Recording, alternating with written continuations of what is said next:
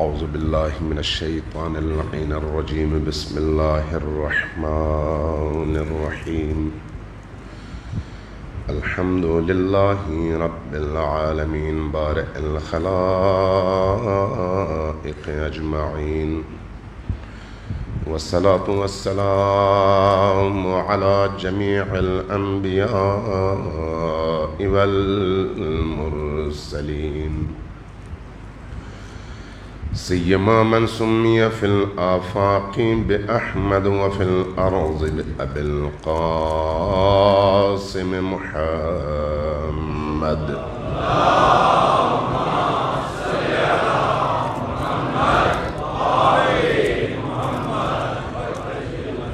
والصلاة والسلام على أولاده الطيبين الطاهرين المعصومين الميامين واللعنة الدائمة على أعدائهم أجمعين من يوم عداوتهم إلى قيام يوم الدين. أما بعد فقد قال الله تبارك وتعالى في كتابه المجيد وهو أصدق القائلين وقوله الحق بسم الله الرحمن الرحيم هو الذي أرسل رسوله هو الذي بعث في الأميين رسولا منهم يتلو عليهم آياته ويزكيهم ويعلمهم الكتاب والحكمة. صلوات بر محمد وعلى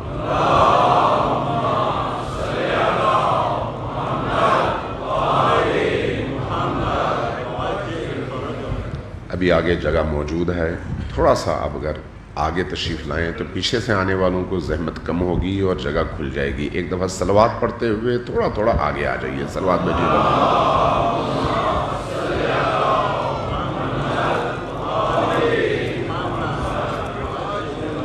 ایک دفعہ پھر صلوات بھیجیے پر محمد و آل محمد.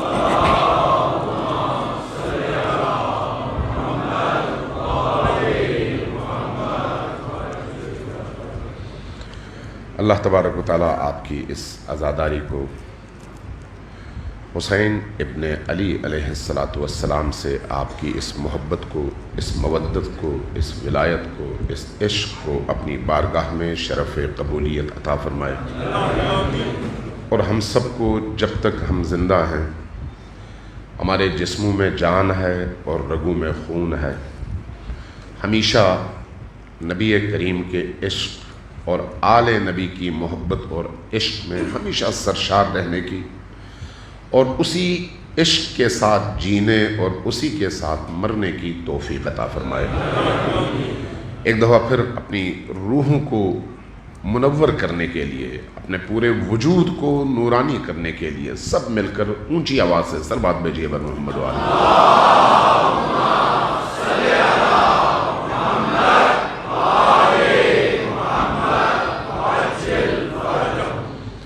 عزیزان گرامی، گفتگو چل رہی تھی بعثت نبوی کے حوالے سے کہ اللہ تبارک و تعالیٰ کے آخری رسول نے قرآن کریم کے مطابق جب مبعوث برسالت ہوئے تو عالم بشریت کو ایک نظام دیا،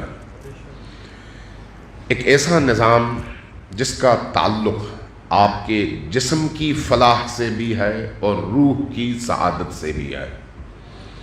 ایک ایسا نظام جو آپ کی اخروی زندگی کی سعادت کی ضمانت بھی ہے اور دنیاوی زندگی میں سرفرازی، سربلندی اور شکوہ و عظمت کی ضامن بھی ہے.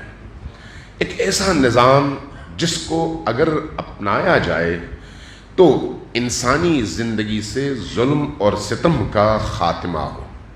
ایک ایسا نظام جس کے اپنائے جانے سے عالم بشریت کا ہر فرد ایک سکون کی، آسائش کی ایسی زندگی گزار سکتا ہے جس کے نتیجے میں اس کو دنیا تو ملے ہی ملے، لیکن اس دنیا کے ذریعے سے اس کو ابدی زندگی کی تمام سعادتیں نصیب ہوں۔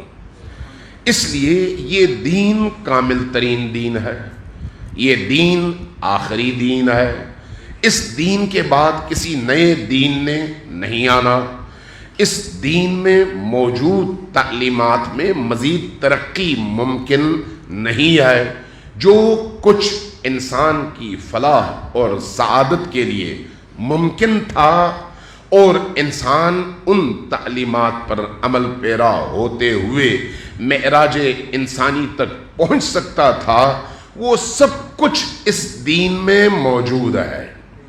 اب ذمہ داری انسان کی شروع ہوتی ہے کہ انسان ان تعلیمات کو کس طرح سے دیکھتا ہے۔ آیا حیوانی نگاہ سے دیکھتا ہے یا پھر حقیقتاً انسانی نگاہ سے دیکھتا ہے؟ یہاں سے انسان کے امتحان کا دور شروع ہوتا ہے۔ نبی کریم صلی اللہ علیہ وآلہ وسلم نے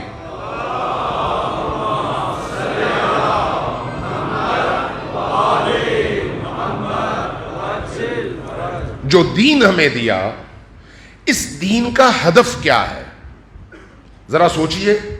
اللہ وہی ہے جو حضرت آدم کا تھا، حضرت خاتم کا بھی ہے، اور جو انسان آخری انسان ہوگا اس روئے زمین پر، اس کا اللہ اور اس کا خدا بھی وہی ہے جو پہلے انسان کا تھا۔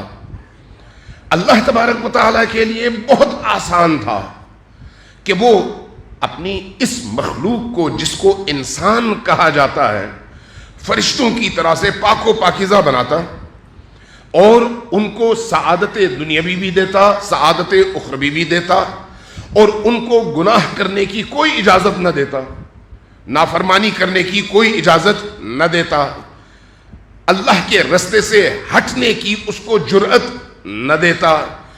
اس انسان کو ایسا بنا دیتا کہ وہ اللہ کے اس رستے کے علاوہ نہ ادھر دیکھے نہ ادھر دیکھے۔ کر سکتا تھا وہ یہ کام، لیکن اس نے نہیں کیا۔ جب اس نے یہ کام نہیں کیا تو اس کی کوئی حکمت تھی، اس کی کوئی وجہ تھی، اس کا کوئی فلسفہ تھا۔ فرشتے ویسے ہی تھے جیسے میں نے عرض کیا کہ نہ وہ ادھر دیکھتے ہیں نہ وہ ادھر دیکھتے ہیں، لیکن انسان کو ایسا نہیں بنایا۔ فرشتے کو مجبور محض بنایا، اس معنی میں کہ وہ جیسے ہیں ویسے ہی رہیں، لیکن انسان کو اختیار دیا۔ اختیار کے ساتھ ایسا نہیں ہے کہ اس کو اس اختیار میں عقل کی دولت سے محروم رکھے، بلکہ اختیار دینے کے بعد عقل کی دولت سے مزین کر کے رستہ بتا کر کہ یہ رستہ کہاں جاتا ہے اور وہ رستہ کہاں جاتا ہے، اس کو اس کی منزل کا تعین کر کے بتا دیا کہ اگر تم اپنے کمال تک پہنچنا چاہتے ہو تو رستہ یہ ہے، اور اگر حیوان بننا چاہتے ہو تو رستہ وہ ہے۔ واضح کر دیا۔ دوسری بات جو بڑی اہم ہے وہ یہ کہ اللہ نے اب کوئی اور انسان پیدا نہیں کرنا، کوئی اور نبی نہیں بھیجنا، تو اس لیے اللہ نے اپنی مشیت کا جو پروگرام ہے، جو پلان ہے، اس کو نبی کے ذریعے سے اس انسان تک منتقل کیا ہے۔ اب وہ پلان صرف 10 ہجری اور 11 ہجری کے انسانوں کے لیے نہیں ہے، بلکہ انسان جتنی بھی ترقی کرے، جتنا بھی آگے بڑھے، جتنے اس کے شعور میں اضافہ ہو، جتنا اس کا فہم آگے بڑھے، جتنا اس کی کائنات شناسی میں اضافہ ہو، جتنا اس کا علم وسعت پاتا چلا جائے، وہ پلان، وہ پروگرام اور وہ جو روڈ میپ ہے، وہ اس کی آئندہ آنے والی اس زندگی سے اس طرح سے منطبق ہو کہ وہ کبھی یہ نہ کہہ سکے کہ میں اس خدا کے دین کو کیسے قبول کروں جو میری آج کی ضرورت کو پورا نہیں کرتا۔ اللہ نے ایسا دین بھیجا، ایسا دین جس میں جس بھی زمانے کے تقاضے ہوں ان تقاضوں کے مطابق انسان عمل کر کے کمال انسانی تک پہنچ سکتا ہے. اگر یہ نہ ہوتا تو دین ناقص ہوتا, اگر یہ نہ ہوتا تو دین کامل نہ ہوتا. اگر اللہ تبارک و تعالی تا قیام قیامت آخری آنے والے انسان تک کے لیے پروگرام نہ بھیجتا تو بعد میں آنے والے انسانوں کو مکمل طور پر یہ حق حاصل تھا کہ وہ کہتے یہ پروگرام تو پچھلے انسانوں کے لیے تھا, آج تو ہمارے زمانے سے یہ منطبق ہے ہی نہیں. آج سیکولرزم اور لبرلزم کا اگر آپ مطالعہ کریں, جو دین کا انکار کرتے ہیں یا دین کو انسان کی ذاتی اور انفرادی ضرورت کے دائرے میں محدود کر کے اس کی اجتماعی زندگی سے دین کو نکال دیتے ہیں, وہ اسی طرح کے جواز تراشتے ہیں اور اس کے لیے پھر ہمارے ماضی کی تاریخ کی مثالیں لا کر ثابت کرنے کی کوشش کرتے ہیں کہ ہم جو کچھ کہتے ہیں وہ درست کہتے ہیں. لیکن اگر آپ نبی کی سیرت کو دیکھیں, قرآن کریم کی تعلیمات کو دیکھیں اور نبی اور آل نبی سے منقول احادیث کو دیکھیں تو وہ احادیث ہمیں جو روڈ میپ دیتی ہیں اس کا تعلق آخری وقت تک سے ہے.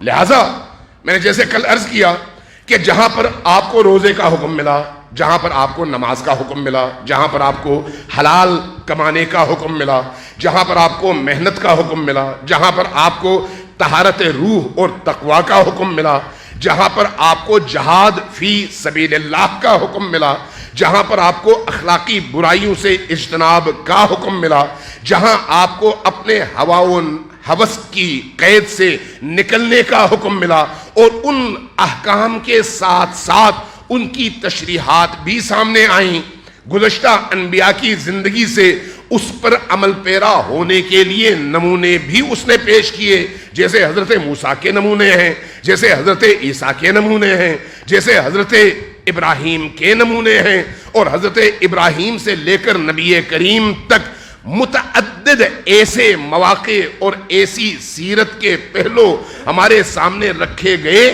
جن کو سامنے رکھتے ہوئے ہم یہ سمجھ سکیں کہ ابراہیم کے دور کا خدا اور اس کی تعلیم بھی وہی ہے جو محمد عربی کے دور کے خدا کی تعلیم ہے اور جو آج کے خدا کی تعلیم ہے. فرق کوئی نہیں ہے, اس لیے کہ خدا وہی ایک ہے اور انسان متغیر جیسے جیسے ہوتا ہے, تبدیلی جیسے جیسے آتی ہے, دین کی گہرائیوں میں جا کر اللہ کی مشیت کے مطابق اس روڈ میپ کو سمجھنے والے بڑی آسانی کے ساتھ اپنے زمانے کے تقاضوں کے مطابق دین کی روح پر عمل کر کے اس مقام تک پہنچ سکتے ہیں جس مقام تک پہنچنے کے لیے اللہ نے اس انسان کو خلق فرمایا ہے.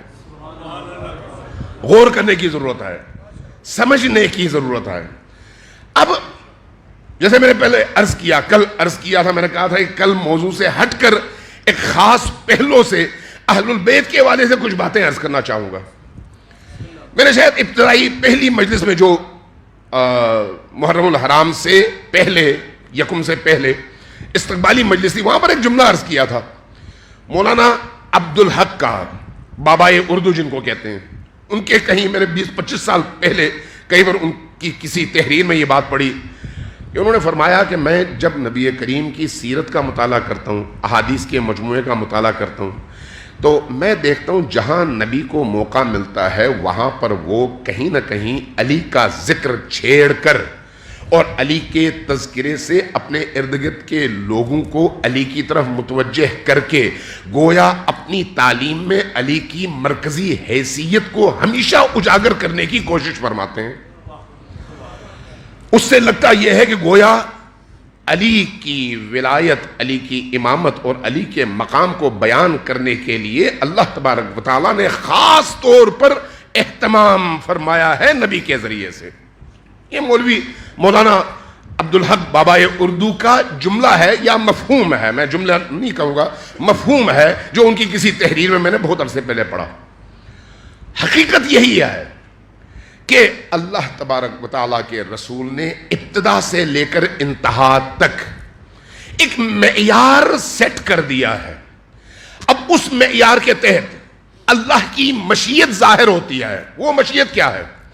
وہ مشیت یہ ہے کہ انسانی معاشرہ اپنے اختیار کے ذریعے سے مجبور ہو کر نہیں، اپنے اختیار کے ذریعے سے اس مقام تک پہنچے جو مقام رشک ملائکہ ہے، اس مقام تک جس کے لیے روز ازل سے اللہ نے اپنے فرشتوں سے کہا تھا کہ میں وہ جانتا ہوں تم جو نہیں جانتے کہ یہ انسان کیسی مخلوق ہے، اس انسان کا مقام کیا ہے.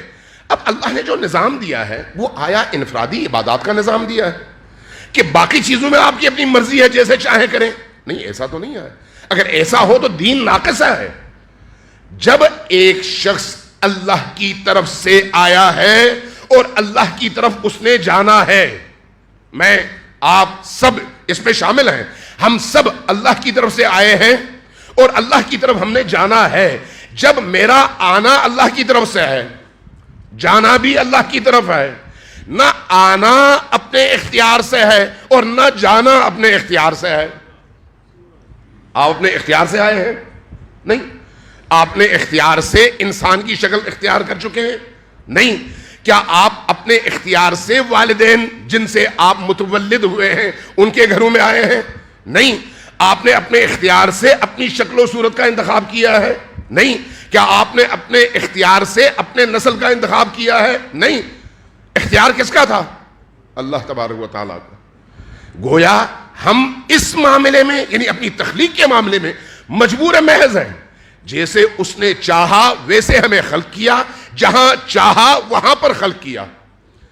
اب یہ جو واپسی کا سفر ہے اس میں کیا میرے اور آپ کے اختیار میں ہے کہ میں کہاں پر جان دوں، کس کیفیت میں جان دوں، کس طرح کی جگہ میں دفن ہو جاؤں؟ میرے اور آپ کے اختیار میں نہیں ہے.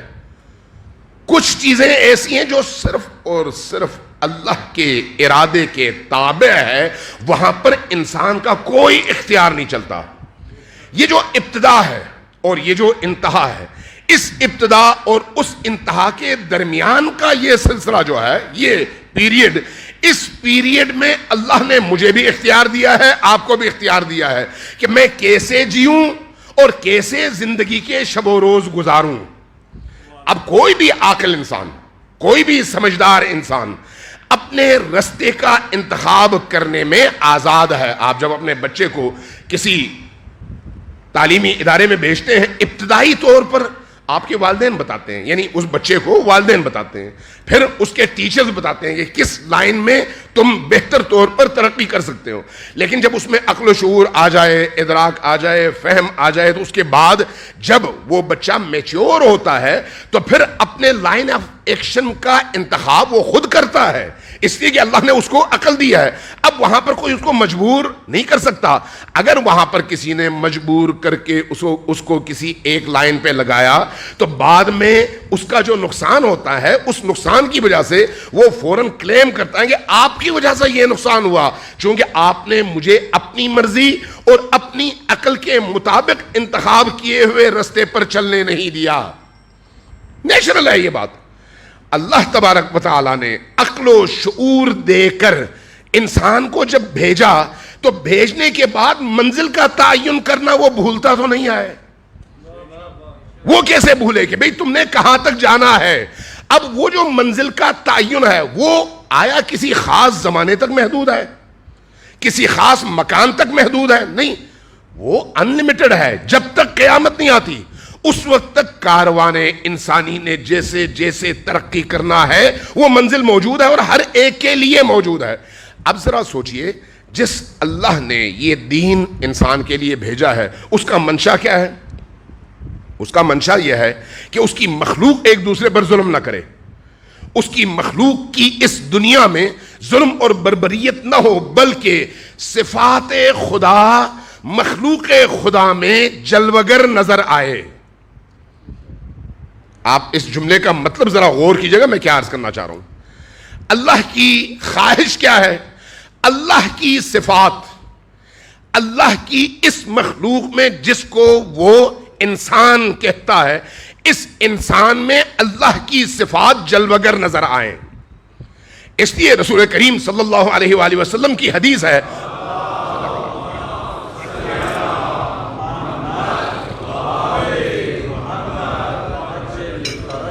فرمایا تخلقوا باخلاق اللہ، اپنے آپ کو اخلاق خدا سے آراستہ کرو، اپنے اندر اخلاق خدا پیدا کرو۔ اخلاق خدا کیا ہے؟ اس کا مطلب خدا بننا نہیں ہے نعوذ باللہ، بلکہ اللہ کی صفات پیدا کر کے اپنے آپ کو اتنا بلند کرو کہ اللہ کی مخلوق کے ساتھ تمہارا برتاؤ، تمہارا بیہیویئر اور تمہارا رویہ اس طرح کا ڈیولپ ہو جس طرح کا اللہ کا رویہ ہے بندگان خدا کے ساتھ۔ ذرا غور کریں اس بات پر، آپ اس نتیجے پر پہنچیں گے کہ اللہ نے اس انسان کو اپنی تخلیق کا شاہکار بنا کر مکمل تعلیم کے ساتھ بھیجا ہے۔ اس لیے یہ روایات ہم اہل سنت اور اہل تشیع دونوں میں موجود پاتے ہیں، جس میں اللہ تبارک و تعالی نے اپنے رسول کو فرمایا اور رسول نے اپنی امت تک یہ بات پہنچائی اپنے الفاظ میں کہ میرے بعد یہ سلسلہ کہاں تک پہنچے گا اور دنیا کا اختتام کہاں پر جا کر ہوگا۔ دنیا کے اختتام کے والے چونکہ ہمارا موضوع جو ہے وہ بعثت سے ظہور تک ہے، تو اس لیے میں اس کو اس سے کنیکٹ کرنا چاہ رہا ہوں کہ ذرا سوچئے کہ اللہ تبارک و تعالیٰ کے رسول نے ان احادیث کے ذریعے سے، جو احادیث شیعہ میں بھی اور اہل سنت میں بھی برابر طور پر اپنی حیثیت رکھتے ہیں، قابل قبول ہیں، مستند ہیں، ان احادیث کے ذریعے سے ایک روڈ میپ دیا کہ میرے بعد میرے خلفاء کون ہوں گے اور کیسے ہوں گے۔ رسول اللہ نے یہ بیان کر دیا۔ اب یہ ان روایات کا انکار کوئی بھی نہیں کرتا، کوئی بھی نہیں کرتا۔ بخاری میں احادیث موجود ہیں، سنن ابی داؤد میں احادیث موجود ہیں، مسلم میں احادیث موجود ہیں، باقی کتابوں میں احادیث موجود ہیں، تشیع میں بھی چاہے کافی ہوں یا دیگر کتابیں، وہاں پر اس سے مشابہ احادیث موجود ہیں۔ بہت سارے علماء نے اس سلسلے میں کام کیا ہے اور ان مشترک احادیث کو جمع کیا ہے۔ تو اس اعتبار سے آج ایک خوبصورت بات یہ ہے، خوبصورت بات کہ مسلمان چاہے حنبلی ہو، مالکی ہو، شافعی ہو یا حنفی ہو فقہی اعتبار سے، چاہے عقیدے کے اعتبار سے پاکستان اور برصغیر میں دیوبندی ہو، بریلوی ہو، اہل حدیث ہو یا شیعہ ہو، کم از کم ایک موضوع پر وہ سب کے سب متفق ہیں کہ اللہ کا آخری ولی اور نبی کا آخری جانشین مہدی امت کی حیثیت اور اس مرتبے کے ساتھ وہ تشریف لائیں گے، اور ان کی آمد کا مقصد جو ہوگا وہ حکمرانی نہیں ہے بنیادی طور پر، بلکہ اللہ کے نظام کو انسانی معاشرے میں زندہ کرنا ہے۔ نعرہ تکبیر، نعرہ رسالت، کل ایمان نعرہ حیدری، نبی علی محمد السلام۔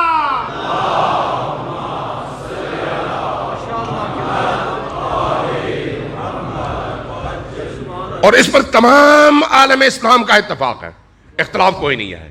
ہاں، مہدی امت کی پیدائش یا عدم پیدائش، ظہور یا پیدائش، اس پر ہو سکتا ہے اختلاف ہو، لیکن اصل مفہوم میں تمام امت مسلمہ مشترکہ طور پر ایک ہی عقیدہ رکھتی ہے۔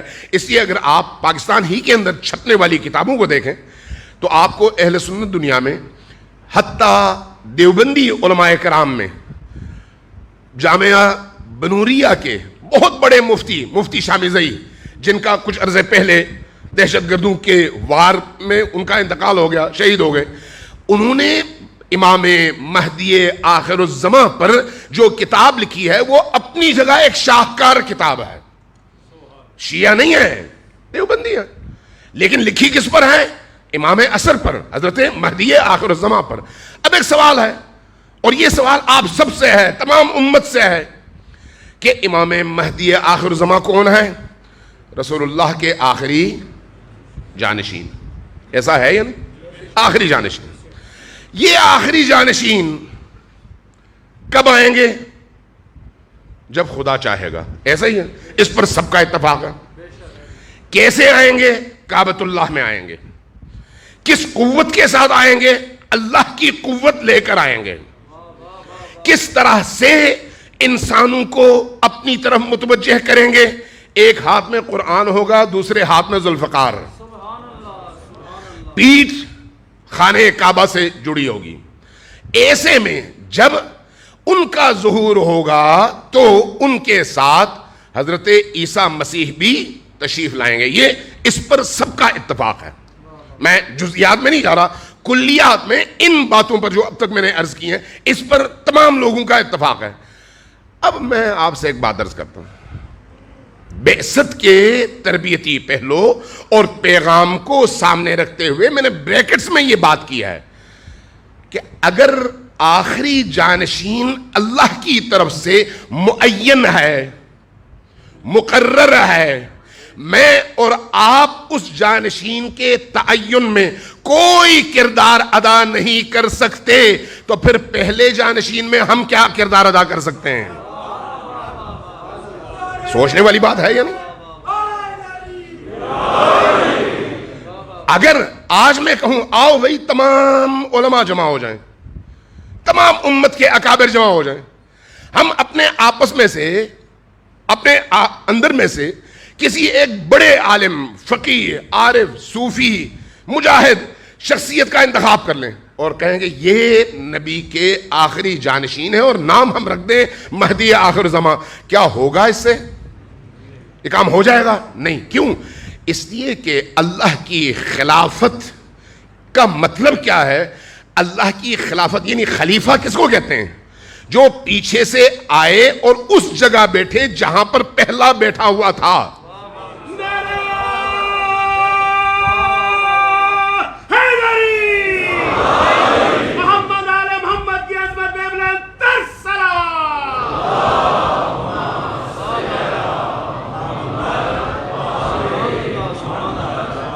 اللہ نے نبی کو بھیجا. نبی نے اپنی جگہ جب خالی کرنی تھی تو معین فرمایا کہ میری جگہ اب کون بیٹھے گا. اب یہ میری مرضی نہیں ہے، اللہ اور اس کے رسول کی مرضی ہے. جب پہلے کا انتخاب اللہ کے سپرد ہے تو پھر آخری کا انتخاب بھی اللہ کے سپرد ہے.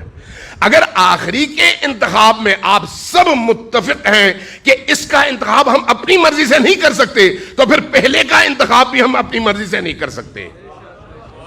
اب آئیے خود نبی کریم صلی اللہ علیہ وآلہ وسلم کے اپنے دور کی طرف.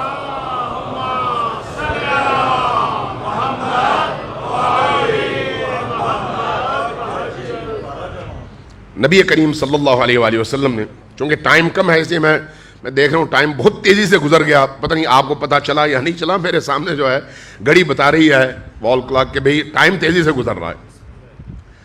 ذرا سوچئے کہ نبی کریم صلی اللہ علیہ وآلہ وسلم نے اپنی بعثت سے لے کر اپنی وفات، رحلت اور وصال تک اس 23 سال کے دور میں جہاں موقع ملا وہاں پر علی کو سامنے رکھ کر امت اسلامیہ کی رہبری بھی کی، رہنمائی بھی فرمائی. جہاں پر حق اور باطل کے معیار کو بیان کرنا تھا. یہ حدیث تشیع کی بھی ہے اور اہل سنت کی بھی ہے، کوئی اس کا منکر نہیں ہے. وہ کیا ہے؟ علی مع الحق والحق مع علی. یہ حدیث، یہ جملہ شیعوں نے بھی نقل کیا ہے اور اہل سنت نے بھی نقل کیا. کوئی شک کسی اہل سنت محدث اور فقیہ نے جو معتدل ہو اور اپنے ان منابع اور مآخذ پر اس کی گرفت ہو، اس نے اس کا انکار نہیں کیا، سب نے تائید کیا. اسی حدیث کو لے لیں، یہ کوئی چھوٹی حدیث ہے. علی مع الحق والحق مع علی. اس کے بعد اگلا جملہ یہ بھی اسی حدیث سے متعلق ہے، اس کو بھی تمام علماء اہل سنت اور محدثین نے نقل کیا ہے. اللہم ادر الحق کما دارا علی. بار الہ حق کا رخ ادھر موڑ دے جدھر علی ہے. سوچنے والی محمد آل محمد کی عظمت میں بلند تر صلوات.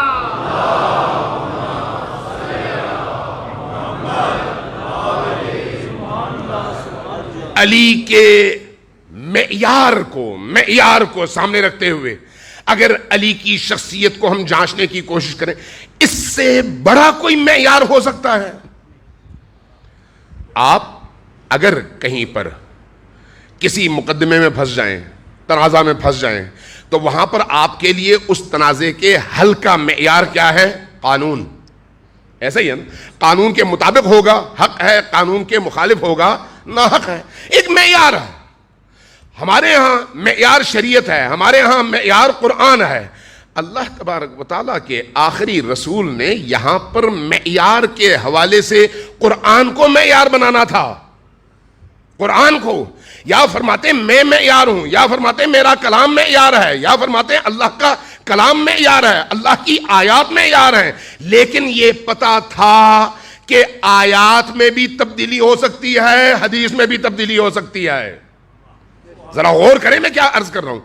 پتا تھا کہ آیات میں زیر و زبر کی تبدیلی کوئی شخص نہیں کر سکتا، لیکن مفہوم میں تو تبدیلی کر سکتا ہے، ترجمے میں تو تبدیلی کر سکتا ہے، تفسیر میں تو تبدیلی کر سکتا ہے. اسی طرح سے سیرت نبوی کے حوالے سے بھی تبدیلی ممکن ہے، اسی طرح سے کلام نبوی کے حوالے سے بھی تبدیلی ممکن ہے. اس لیے آپ نے معیار ایسا سیٹ کر دیا کہ جس میں تبدیلی ممکن ہی نہ ہو، ایسا معیار.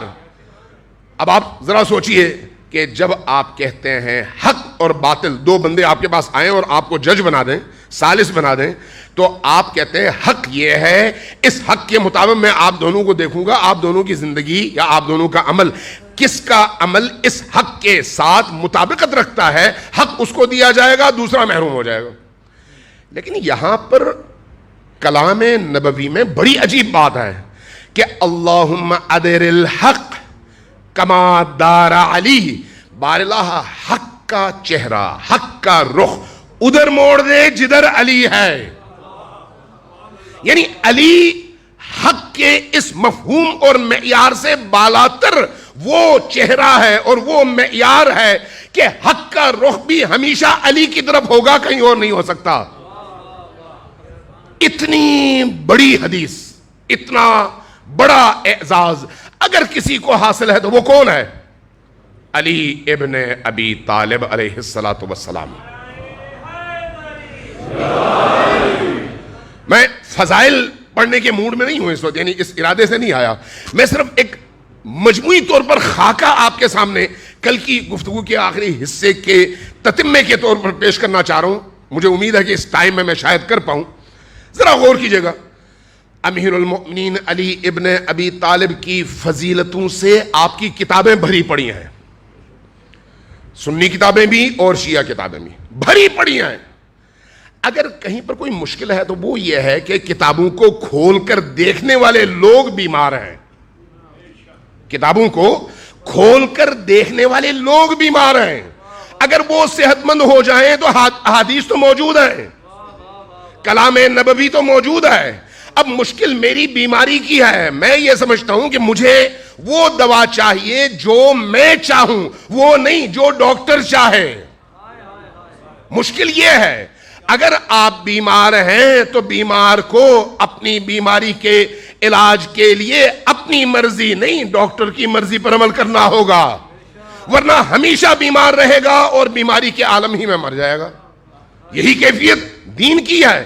اگر دین کو ہم نے اللہ کی طرف سے پیغام اور آخری ہدایت کا سرچشمہ سمجھا ہے تو پھر اس کو سمجھنے کے لیے ہمیں اپنی مرضی نہیں اللہ اور اللہ کے رسول کی مرضی کو دیکھنا ہوگا. اور اگر ہم اللہ اور اس کے رسول کی مرضی کو دیکھیں تو پھر آپ پوری احادیث کے مجموعے کو دیکھ لیں. اس پر بڑا کام ہوا ہے. ابھی بھی کوئی 22-23 جلدوں میں ایک کتاب مرتب ہوئی ہے، آیت اللہ العظمی نجفی مرشی مرحوم کے اس عظیم دنیا بھر کی بہت بڑی لائبریری ہے، وہ دنیا کی لائبریریوں میں، وہاں پر ایک کتاب مرتب ہوئی ہے. تشیع اور تسنن میں موجود ان احادیث کو انہوں نے جمع کیا ہے جو اہل البیت کی عظمتوں کے حوالے سے ہے، ان کے مقام کے حوالے سے ہے، ان کے مرتبے کے حوالے سے ہے، اور جو کچھ اللہ کے رسول نے ارشاد فرمایا ہے اس حوالے سے ہے. اب ہماری مشکل کیا ہے؟ ہماری مشکل یہ ہے کہ ہمارے وہ تعلیمی ادارے اور مراکز جن کی ذمہ داری دین کا نشر اور دین کی تعلیمات کا فروغ ہے، وہ اپنے ارد گرد کی انوائرمنٹ کی وجہ سے ان چیزوں سے ہمیشہ دامن توہی کرتے ہیں اور بچا کر چلتے ہیں، جس سے کہیں پر بھی اہل البیت کی عظمت سامنے آئے اور ان کا ماضی، یعنی ان لوگوں کا ماضی مشکل کا شکار ہو جائے۔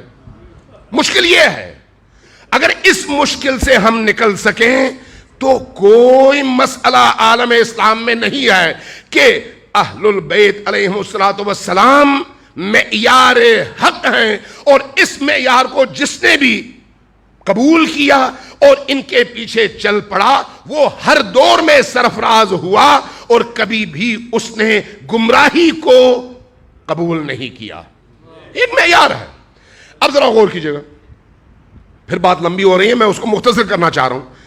ذرا غور کیجئے گا کہ علی ابن ابی طالب علیہ السلام کی فضیلتوں پر قرآن کی آیات اور نبی کریم کی روایات بھری پڑی ہیں۔ ان تمام روایات کو سامنے رکھتے ہوئے امت کو اس ہستی کے ساتھ کیسا سلوک کرنا چاہیے تھا؟ ایک سوال ہے یا نہیں؟ جس شخصیت کے کمال، جس شخصیت کی تاریخ، جس شخصیت کے ذاتی اوصاف، جس شخصیت کی ذاتی زندگی کے نشیب و فراز ہمیں بتاتے ہیں کہ خود نبی کریم کی یہ روایت اہل سنت نے بھی نقل کیا ہے، شیعوں نے بھی نقل کیا ہے کہ اگر نبوت میں گنجائش ہوتی تو نبی کے بعد اگر کسی نے آنا ہوتا تو وہ علی ہوتے۔ اس میں شیعہ سنی سب کا اتفاق ہے، یعنی کوئی انفرادی ہماری کوئی خاص رائے نہیں ہے، یہ اہل سنت نے بھی ان احادیث کو نقل کیا ہے۔ لیکن وہ شخصیت جو اپنے کمال کے اعتبار سے اس کمال کے مرتبے پر ہوں، نبی کریم کے بعد مجبور ہو جائیں 25 سال اس معاشرے سے کٹ کر تنہائیوں کی زندگی گزاریں، یہ عجیب نہیں ہے؟ ایسی باکمال شخصیت اس دور میں، 25 سالہ دور میں، ان کا اجتماعی رول صرف اور صرف ایک مشورے کی حد تک نظر آئے۔ وہ مشورہ بھی وہاں جہاں پر انہوں نے یہ سمجھا کہ اب اگر میں مشورہ نہ دوں تو یہ لوگ مزید خراب ہوں گے، وہاں پر آپ نے مشورہ دیا اور رستے پر دوبارہ گامزن کیا۔ 25 سال کا دور، امیر المومنین کی ان فضیلتوں کو سامنے رکھیں اور ان کے حوالے سے عالم اسلام میں اس عقیدے کو سامنے رکھیں۔ جارج جورداق ایک عیسائی اور مسیحی دانشور ہے جس نے صوت العدالت الانسانیہ لکھی ہے، عدالت انسانی یعنی عدل انسانی کی بلند آواز۔ کس پر؟ علی ابن ابی طالب پر۔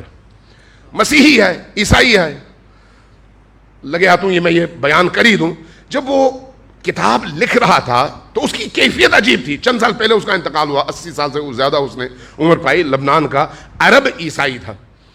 اس نے کتاب لکھی، لکھنے کے بعد پرنٹنگ کے لیے مختلف پبلشرز کے پاس گیا، ہر ایک کو دعوت دی، ہر ایک سے درخواست کی، کسی نے اس کی کتاب چھاپنے پر اپنی آمادگی ظاہر نہیں کی۔ پریشان ہوا۔ اتوار کا دن تھا، آیا چرچ میں اور حضرت عیسیٰ مسیح کے مجسمے کے سامنے کھڑے ہو کر دعائیں مانگنے لگا۔ باقی سارے لوگ نکل گئے، یہ اکیلا بیٹھا ہوا تھا۔ اس دوران میں پادری آیا جو وہاں کا انچارج تھا، کہا بیٹا کیوں پریشان ہو؟ کہا کہ میں نے علی ابن ابی طالب پر ایک کتاب لکھی تھی، کوئی اس کو پرنٹ کرنے پر راضی نہیں ہے، اس لیے میں پریشان ہو کر چرچ میں آیا ہوں کہ حضرت عیسیٰ مسیح سے دعا کروں۔ پادری نے ان کا ہاتھ پکڑا، اپنے ساتھ لے کے چلے، اندر گئے اور اندر جا کر ایک مبلغ، ایک رقم نکال کے ان کو دی اور کہا کہ جاؤ یہ کتاب چھاپ دو۔ ہمارے پاس ایک فنڈ ہے جو اچھے کاموں کے لیے ہم خرچ کرتے ہیں، تو یہ بھی ایک اچھا کام ہے، جاؤ چھاپ دو۔ یہ پیسے لے کے آئے، کتاب چھاپ دی۔ عرب دنیا میں جب یہ کتاب آئی تو کتاب یوں تیزی کے ساتھ مقبول عام ہو گئی اور ہر ایک نے خریدی۔ پہلا ایڈیشن ختم ہوا، پیسے مل گئے اور پیسے اچھے خاصے ملے۔ انہوں نے اپنی وہ رقم جو پادری نے دی تھی اس کو الگ کیا اور واپس پہنچ گئے چرچ میں۔ کہا کہ فادر میں یہ پیسے آپ کے پاس لے کے آیا ہوں، یہ پیسے آپ لے لیجئے، اب میرے پاس پیسے بہت ہیں، میں خود چھاپ دوں گا۔ پادری نے کہا نہیں، یہ پیسے تمہیں میں نے دیے ہیں، جاؤ یہ کتاب مزید چھاپو اور سستی چھاپو تاکہ زیادہ سے زیادہ لوگوں تک پہنچ سکے۔ جب یہ سنا تو جار جرداق پریشان ہوا. اس کے مقدمے میں میخائیل نعیمہ نے یہ بات لکھی ہے اس کتاب کے مقدمے میں, وہ خود بھی مسیحی ہے, کہ جب پادری نے یہ بات کر دی تو انہوں نے پلٹ کے پوچھا کہ جب پہلی دفعہ میں آیا تھا ایک سائل کے طور پر آپ نے میری مدد کی, مجھے سمجھ آتی ہے, لیکن اب کیوں؟ تو پادری نے پلٹ کر جو بات کی وہ بڑی عجیب ہے. کہا کہ یہ بتاؤ تم نے یہ کتاب لکھی کیوں؟ کہا کہ میں نے تاریخ انسانیت میں بڑے بڑے انسانوں کی زندگی کا مطالعہ کیا انبیاء کے علاوہ, تو میں نے یہ دیکھا کہ علی ابن ابی طالب ایک ایسی شخصیت ہیں جن کی نظیر پوری دنیا میں نہیں ہے.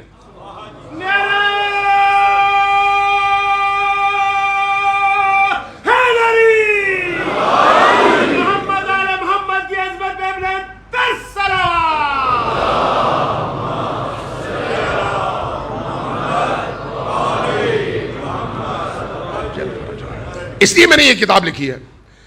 کہا تو پھر سنو, میں نے بھی تاریخ انسانیت کے بڑے بڑے انسانوں کی زندگی کا مطالعہ کیا ہے, میں بھی اسی نتیجے پر پہنچا ہوں جس نتیجے پر تم پہنچے ہو. میں جس علی ابن ابی طالب کو جانتا ہوں اس کو جب میں من حیث حکمران دیکھتا ہوں, یہ جار جرداق سے پادری کہہ رہا ہے کہ میں اس کو جب من حیث حکمران دیکھتا ہوں تو میں یہ بات قبول کرنے پر مجبور ہوں کہ حضرت عیسیٰ مسیح کے بعد آج کے دور تک جتنے عیسائی حکمران دنیا پر حاکم تھے, ان عیسائی حکمرانوں نے بھی ہم مسیحیوں کو وہ حق نہیں دیا جو حق علی نے ہمیں دیا تھا. اس لیے اس علی پر جتنا چاہو لکھو اور معاشرے میں پھیلاؤ. یہ کون کہتا ہے؟ مسلمان نہیں, ایک مسیحی. اب ایک ایسی شخصیت جس پر اسلام اور غیر اسلام تمام الہی ادیان میں موجود دانشوروں کا اتفاق ہے کہ وہ کیسی شخصیت ہے.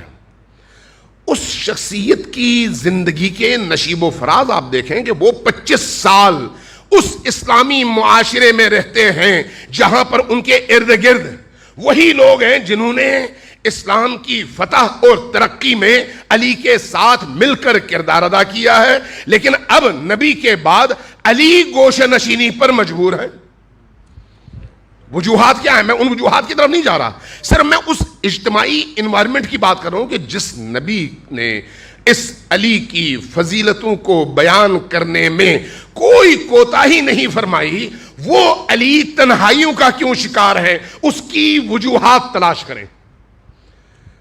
اب ذرا دیکھیں 25 سال کے بعد جب معاشرہ اس مقام تک پہنچ جاتا ہے کہ فکری طور پر ان کو یہ باور ہو جاتا ہے کہ اب علی کے علاوہ کوئی اس معاشرے کو کٹھا نہیں رکھ سکتا, تو ایسے موقع پر سب کا رجوع ہوتا ہے علی کی طرف, اور علی ابن ابی طالب کے ہاتھوں بیعت کرتے ہیں.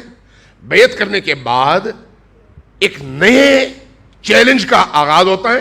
اب اس امت کے درمیان جو اس سے پہلے متحد تھی, اس سے پہلے انہیں کوئی اختلاف نہیں تھا, نہ خلیفہ اول کے دور میں, نہ خلیفہ ثانی کے دور میں, نہ خلیفہ ثالث کے دور میں, وہ کیا وجوہات تھیں کہ ایک علی برسر اقتدار کیا آئے, ایک علی خلیفہ کیا بنے, ایک علی تخت خلافت پر کیا بیٹھے, کہ وہی معاشرہ 3 حصوں میں ان 4 سالوں میں ایک ایک کر کے علی کے مقابلے میں کھڑا ہوتا رہا اور علی کو تباہ کرنے کی پوری کوشش کرتا رہا. وہ کیا وجوہات ہیں؟ سوچنے والی بات ہے یا نہیں؟ اس سے پہلے یہ کیفیت کیوں پیدا نہیں ہوئی؟ اگر اس سے پہلے نہیں ہوئی تو اب کیوں ہوئی؟ اور اس میں کوئی جنہوں نے علی کے خلاف تلواریں نکالی مشرک تھے؟ نہیں. بت پرست تھے؟ نہیں. مسیحی تھے؟ نہیں. یہودی تھے؟ نہیں. کون تھے؟ مسلمان, کلمہ پڑھنے والے لوگ, لا الہ الا اللہ محمد رسول اللہ کہنے والے لوگ. تو کیا وجہ تھی؟ وہ جو حق کا معیار ہے, اس حق کے معیار کے مقابلے میں ان 4.5 سال کے ادوار میں مختلف حصوں میں بٹ کر مختلف فوجیں تشکیل پائیں اور اس حق کے مقابلے میں ہمیشہ کھڑی رہیں. یہاں تک کہ مسجد کوفہ میں علی شہید ہو گئے، یہاں تک کہ شہید ہو گئے. میں صرف سم اپ کرنا چاہ رہا ہوں، اشارتاً گزرنا چاہ رہا ہوں. اب ذرا غور سے سنیے، کیسی مظلومیت ہے کہ مسجد کوفہ میں خلیفۃ المسلمین کا قتل ہوتا ہے، وار ہوتا ہے، 21 رمضان کو شہید ہو جاتے ہیں. جنازہ جب اٹھنے لگتا ہے تو عجیب کیفیت ہے، جنازہ تنہائیوں میں، تاریکی میں، باقی لوگوں کی نگاہوں سے بچ بچا کر چند لوگ جن میں اہل البیت اور اسی علی ابن ابی طالب کی اولاد اور ان کے ارد گرد قریبی ترین لوگ شامل ہیں، انہی کو شامل کیا جاتا ہے. باقی معاشرے کو ناآگاہ رکھا جاتا ہے اور چھپ چھپا کے کوفہ سے نکالا جاتا ہے. 12-15 کلومیٹر دور لے جا کر ایک ویرانے میں، ایسی جگہ جس کا کسی کو علم نہ ہو، خاموشی کے ساتھ دفنا دیا جاتا ہے، خاموشی کے ساتھ، اور وہ بھی چھپ چھپا کر. اور جب دفنا دیا جاتا ہے تو پھر قبر کو مٹی ڈال کر برابر کر دیا جاتا ہے تاکہ کسی کو پتہ نہ چلے کہ یہاں پر علی کی قبر ہے. کیا وجہ ہے؟ کیوں ایسا ہے؟ سوچنے والی بات ہے یا نہیں؟ یہ کسی سنی شیعہ کا مسئلہ نہیں ہے، یہ اسلام کا درد ہے، یہ دین کا درد ہے. اب چلیں، امیر المومنین کے ساتھ یہ ہوا، باوجود ان تمام وصیتوں کے، باوجود ان تمام نصیحتوں کے، باوجود ان تمام فضائل کے، اب آگے آ گئی. آئیے حضرت زہرا سلام اللہ علیہا، آپ چاہے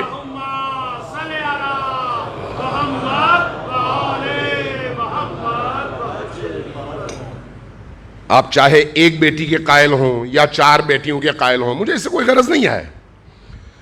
نبی سے منسوب اگر بیٹیاں ہیں تو ہم اس کا احترام کریں گے، کوئی بات نہیں. سوال یہ ہے کہ جب نبی دنیا سے اٹھے تو اس وقت 4 بیٹیاں تھیں یا ایک؟ ظاہر ہے اس پر تو سب کا اتفاق ہے نا، ایک ہی بیٹی تھی. وہ ایک بیٹی بھی کون سی جن کے بارے میں نبی کریم کا یہ جملہ اور یہ حدیث ہر مسلمان کو ازبر تھا کہ فاطمہ تو بضعۃ منی، فاطمہ میرے وجود کا ٹکڑا ہے، میرے وجود کا ٹکڑا ہے. فاطمہ سیدۃ نساء العالمین، عالمین میں یعنی اس عالم میں بھی، اس عالم میں بھی سیدۃ النساء، حضرت آدم سے لے کر تا خاتم، تا قیامت جتنی بھی نساء موجود ہیں، عورتیں موجود ہیں، ان سب کی سیدہ اور سردار کون ہے؟ فاطمۃ الزہرا سلام اللہ علیہا. ایسا ہی ہے.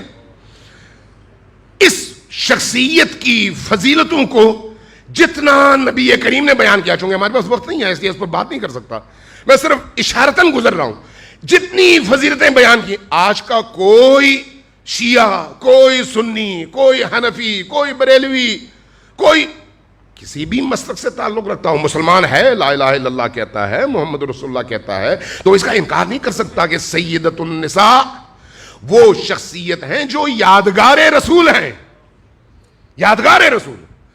اس ہستی کو نبی کریم کی زندگی کے بعد سب سے زیادہ جو عمر لکھی گئی ہے وہ ہے 6 ماہ اور کم سے کم 3 ماہ.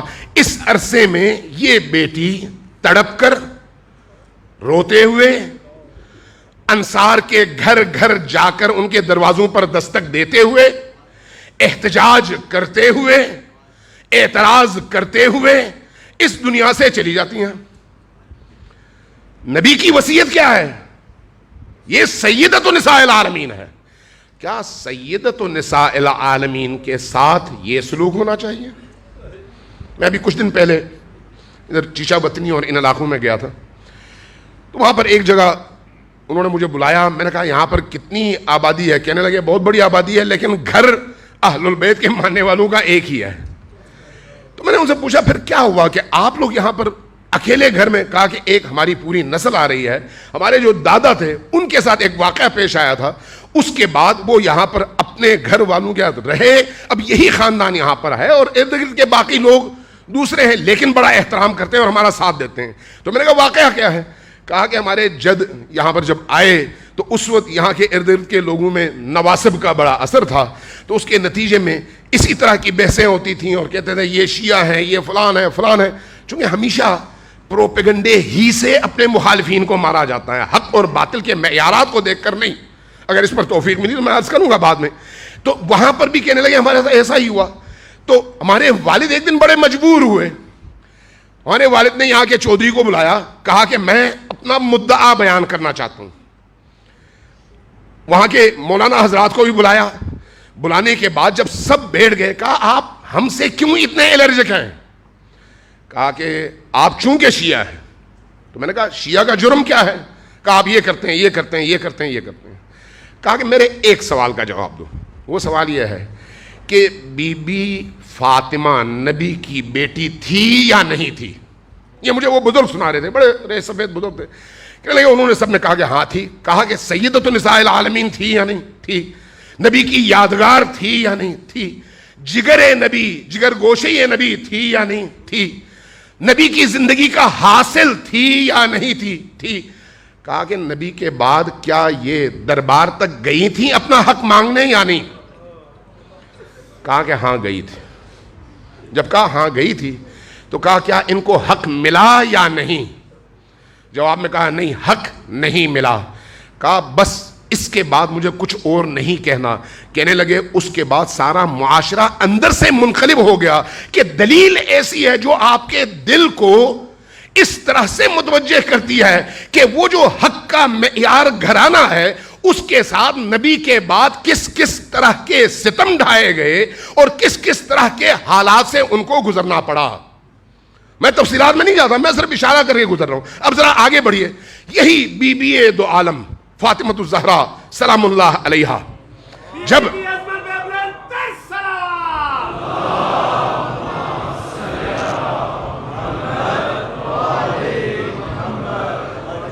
جب یہی بی بی دنیا سے جانے لگتی ہیں۔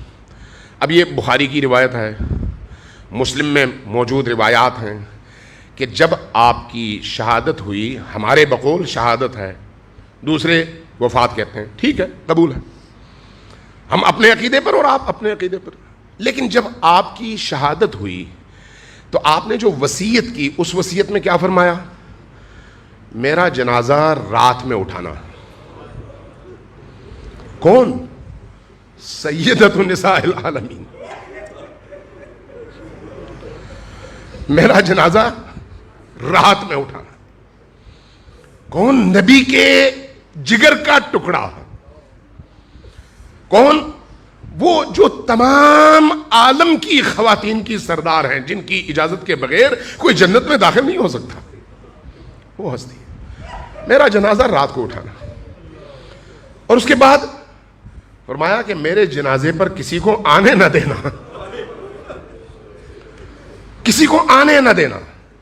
اچھا، تیسری بات دیکھو، میرا جنازہ جب لے جا کر دفنانا تو میری قبر کو چھپا دینا، کسی کو پتہ نہ چلے کہ بی بی کہاں پر دفن، کسی کو پتہ نہ چلے۔ یہ کیا بات ہے؟ یہ کون سے ایسے اسباب ہیں جن کی وجہ سے علی کے ساتھ وہ سلوک ہوتا ہے اور نبی کی بیٹی کے ساتھ یہ سلوک ہوتا ہے کہ وہ اس طرح کی وصیت لکھنے پر مجبور ہو جاتی ہیں؟ کیا یہ سوال تمام مسلمانوں کے سامنے ان کے ضمیروں کو جھنجھوڑنے کے لیے کافی نہیں ہے؟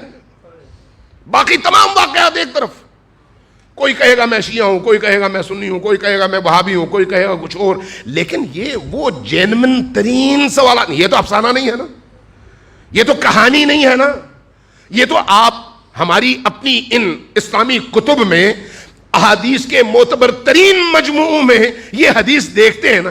تو اب سوال یہ ہے کہ نبی کریم کی بعثت کے نتیجے میں جس اسلامی معاشرے نے مجموعی طور پر کمال کے اس عظیم ترین مرتبے تک پہنچنا تھا، وہ معاشرہ ایک ایسی زبوں حالی کا شکار کیسے ہوا کہ نبی کی آنکھ بند ہوتے ہی اس مختصر ترین عرصے میں نبی کے گھر والوں پر جو بیتی وہ تاریخ میں کسی پر نہیں بیتی۔ بہت بڑا سوال ہے، بہت بڑا سوال ہے. چونکہ ٹائم کم ہے اس لیے اب میں آگے نہیں چل سکتا، کل کوشش کروں گا باقی باتیں آپ کی خدمت میں عرض کروں. آج چند جملے کربلا کے حوالے سے. عجیب ہے کربلا کی داستان، واقعی عجیب ہے. کربلا نے ان ابہامات سے پردہ اٹھایا ہے، کربلا نے ان مظالم سے پردہ اٹھایا ہے، ان سوالات کا کربلا نے جواب دیا ہے. اس لیے کربلا معیار ہے، اس لیے حسین ابن علی معیار ہیں، معیار حق ہیں، معیار ہدایت ہیں، سفینہ ہدایت ہیں. اسی لیے ہدایت ہیں کہ جب حسین کی باری آئی کوئی فرد بشر، کوئی مسلمان اب انکار نہیں کر سکتا کہ حسین پر ظلم کی وجہ کیا ہے. کوئی انکار نہیں کر سکتا. اس پر بات ہوگی کل انشاءاللہ تعالی. ذرا آئیے کربلا کی طرف. امام صادق علیہ الصلوۃ والسلام کی ایک حدیث آج میں نے کسی سے سنی، بعد میں پھر جا کے اس پر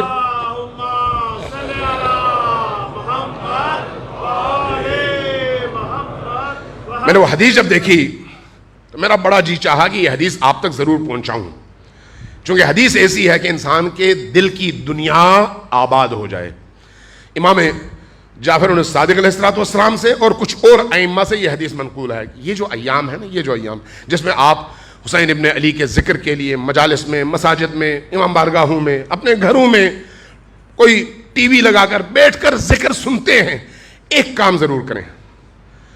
فرمایا 3 کام ہیں، یہ ضرور کرو اور ضرور کرو. وہ 3 کام کیا ہیں؟ جب کبھی کہیں پر بھی حسین ابن علی کا نام سنو تو فوراً کہو صلی اللہ علیہ یا ابا عبداللہ الحسین. اللہ کا سلام اور اللہ کی طرف سے درود ہو آپ پر اے ابا عبداللہ الحسین. اگر یہ کام کرو گے، یہ کام کرو گے تو تمہیں حسین ابن علی کی زیارت کا مقام ملے گا اور ثواب ملے گا. پہلا کام یہ کرو، جب کبھی مجلس میں بیٹھو، کتاب پڑھو، کہیں پر کوئی کلپ دیکھو، جہاں پر بھی حسین ابن علی کا نام آئے یہ ضرور کرنا. اور دوسرا کام فرمایا کہ جب کبھی انصار حسین میں سے کسی کا نام سنو، چاہے حبیب ابن مظاہر کا نام سنو، ممبر سے سنو، کہیں اور سے سنو، چاہے بریر کا نام سنو، چاہے کسی اور صحابی حسین کا نام سنو، فوراً ہاتھ اٹھا کر کہو کہ یا لیتنی کنت معکم فافوز فوزا عظیما. کاش میں بھی آپ کے ساتھ ہوتا تاکہ اس عظیم مقام تک پہنچ سکتا. فرمایا اس کی وجہ کیا ہے؟ جواب دیا، معصوم نے جواب دیا کہ جب یہ تم پڑھو گے تو اللہ تبارک و تعالیٰ تمہیں شہدائے کربلا کے ساتھ محشور فرمائے گا. معمولی بات نہیں ہے، شہدائے کربلا کے ساتھ محشور فرمائے گا. اور اس کے بعد تیسری چیز فرمایا جب کبھی واقعی کربلا کو سنو تو ہاتھ اٹھا کر دعا کرو اللہم لعن قاتلی الحسین علیہ الصلوۃ والسلام. بارو خدایا تو قاتلان حسین پر لعنت فرما، اور اس کے نتیجے میں اللہ تمہیں جو مقام عطا کرے گا تم اس کا کبھی تصور بھی تم نہیں کر سکتے. یہ کام اپنی زندگی کا اس کو حصہ بنائیں اور بھولیں مت. تینوں چیزیں آپ کو یاد ہیں، آپ کو یاد کروانے کی ضرورت نہیں ہے، اس لیے کہ انصار حسین اور حسین کے ساتھیوں کو جو اللہ نے عظمت عطا کیا ہے وہ عظمت کسی اور کو عطا نہیں فرمائی. اتنی عظیم ہستیاں ہیں، اتنی عظیم ہستیاں. میں چاہ رہا ہوں ذرا اس شخصیت پر گفتگو ہو جو اپنے نام کے اعتبار سے بھی اور اپنے کام کے اعتبار سے بھی عالم انسانیت کے لیے حریت کا استعارہ ہے. حریت کا استعارہ. کون؟ حر ابن یزید ریاحی. یہ کون ہے؟ اپنے زمانے کا جرنیل، اپنے زمانے کا کمانڈر، اپنے قبیلے کا سردار، اپنے زمانے کا شجاع ترین انسان. اس کو جب عبید اللہ ابن زیاد نے بھیجا کہ حسین ابن علی کا رستہ روکو، تو تاریخ میں لکھا ہے کہ جب یہ کوفے سے نکلنے لگے، دربار سے جب باہر آئے اور کوفے سے نکلنے لگے تو ان کو پیچھے سے 3 بار آواز سنائی دی کہ اے حر تمہیں جنت مبارک ہو. پریشان ہوئے. وہ خود کہتے ہیں میں پریشان ہوا, میں پیچھے مڑ کے دیکھتا تھا, کسی کو پاتا نہیں تھا, اور سوچتا تھا یہ آواز کہاں سے آ رہی ہے. پھر سوچتا تھا میں تو عبید اللہ ابن زیاد کے حکم پر جا رہا ہوں حسین کا رستہ روکنے کے لیے, تو یہ جنت کی بشارت کیسی ہے. آیا اس کا لشکر حسین ابن علی کے مقابلے میں, روکا حسین ابن علی کو. جب لشکر کو روکا, حسین ابن علی آگے جانا چاہ رہے ہیں, یہ اس قافلے کو روکنا چاہ رہے ہیں. اس کشمکش میں بعض مورخین نے لکھا ہے کہ حر ابن یزید ریاحی نے امام حسین علیہ السلام سے تلخ انداز میں, لیکن بڑے مؤدبانہ, بے حرمتی نہیں, لیکن لہجے میں تلخی تھی, اس طرح سے خطاب کیا کہ امام حسین علیہ السلام نے پلٹ کر فرمایا سکلت کے امک, تمہاری ماں تم پر روئے, تمہیں معلوم ہے میں کون ہوں. جیسے ہی کہا تمہاری ماں تم پر روئے, تو حر ابن یزید ریاحی پلٹا اور کہا کہ یا حسین آپ نے میری ماں کا نام لیا, لیکن میں آپ کی والدہ کا نام نہیں لے سکتا, اس لیے کہ آپ اس ماں کے بیٹے ہیں جو سیدۃ نساء العالمین ہیں. تاریخ نویسوں نے لکھا ہے کہ پہلی دفعہ زینب سلام اللہ علیہا کے دل کو جو تکلیف ہوئی وہ اس مقام پر ہوئی جب حر نے حسین ابن علی کا رستہ روکا. اس کے بعد یہ قافلہ چلتا رہا, 2 محرم میں کربلا تک پہنچ گیا. اب جب کربلا پہنچا, خط و کتابت کا سلسلہ جاری رہا, اس تفصیل میں نہیں جاتا, خط و کتابت کا سلسلہ جاری رہا. آخر کار شب عاشور آئی. اب حر کے سامنے 2 رستے ہیں, ایک طرف قتل حسین ہے اور دوسری طرف یزیدی لشکر. اگر ادھر آتا ہے حسین ابن علی کی طرف تو جان سے جاتا ہے, ادھر جاتا ہے تو ہو سکتا ہے دنیا بچ جائے لیکن ایمان سے جاتا ہے. ساری رات اضطراب میں گزرتا ہے, ساری رات. مورخین نے لکھا ہے کہ صبح سویرے یا آدھی رات میں اٹھا, اپنے بھائی کو اٹھایا. میں مجموعی طور پر تمام روایات کا نچوڑ بیان کر رہا ہوں چونکہ مختلف لوگوں نے مختلف انداز میں اس کو بیان کیا ہے. جب نچوڑ یہ ہے کہ اپنے بھائی کو اٹھایا, اپنے بیٹے کو اٹھایا, اپنے غلام کو اٹھایا, ان 3 افراد کو لیا اور لے کر چل پڑا حسین ابن علی کے قافلے کی طرف, کاروان کی طرف اور خیمے کی طرف. جیسے ہی حسین ابن علی علیہ السلام کو حر کے آنے کی خبر ملی, استقبال کے لیے سب باہر آئے چونکہ معلوم تھا حر آیا ہے. اب جب حر ادھر جا رہا تھا تو بعض لوگوں نے بڑا عجیب اس کی منظر کشی کی ہے کہ حر نے اپنے بیٹوں سے کہا, بیٹے اور بھائی سے, کہ تم میرے یہ دونوں ہاتھ میری پسے گردن باندھ دینا. کہا وہ کیوں؟ کہا کہ میں وہ مجرم ہوں جس نے سب سے پہلے زہرا کے بیٹے کو روکا تھا, سب سے پہلے جس نے روکا ہے وہ میں مجرم ہوں, اس لیے میں مجرموں کی طرح سے بنت ابن علی کی طرف جانا چاہ رہا ہوں. ہاتھ باندھے گئے اور اس طرح سے پہنچے خیمے میں. جیسے ہی اس قافلے کے یعنی خیمے حسینی کے قریب پہنچے, اپنے آپ کو گھوڑے سے گرایا. کہاں؟ قدم حسین پر. مولا مجھے بخش دیجئے, میں نے غلطی کی, مجھے بخش دیجئے. آپ نے اٹھایا, سینے سے لگایا, خوش آمدید کہا. تو یہاں پر حر نے ایک عجیب جملہ کہا کہ مولا میں نے آپ کی مخدرات عصمت و طہارت اور خصوصاً آپ کی بہن زینب کا دل دکھایا ہے, میں چاہ رہا ہوں ان سے میں عفو و درگزر طلب کروں, مجھے اجازت ہے کہ میں ان سے معافی مانگوں. زینب سلام اللہ علیہا کو جب یہ اطلاع ملی کہ حر آ کر قافلے حسینی میں شریک بھی ہو چکے ہیں اور معافی کے لیے آنا بھی چاہتے ہیں, تو پھر زینب سلام اللہ علیہا نے ان کو دعائیں دیں. اب یہ جو دعاؤں کا سلسلہ ہوا, اس کے بعد جب جنگ کا آغاز ہوتا ہے تو حر ابن یزید ریاحی, متعدد روایات ہیں مختلف. ایک روایت یہ ہے کہ امام حسین کی بارگاہ میں آتے ہیں, فرماتے ہیں کہ یا حسین, یا مولا, سب سے پہلے چاہ رہا ہوں کہ میں اپنی قربانی دوں, لیکن میری قربانی سے پہلے اپنے جوان بیٹوں اور بھائیوں کی لاش اٹھانا بڑا مشکل کام ہے, تو اس لیے میں چاہوں گا کہ سب سے پہلے میں اپنے بیٹے کو بھیجوں, وہ قربانی دے, اس کے بعد اپنے بھائی کو بھیجوں. ایسا ہی ہوا, ایک ایک کر کے غلام قربان بیٹا قربان، بھائی قربان، یہ جو بیٹے کا زخم سہنا ہے یہ حر نے اس کی بنیاد رکھ دی.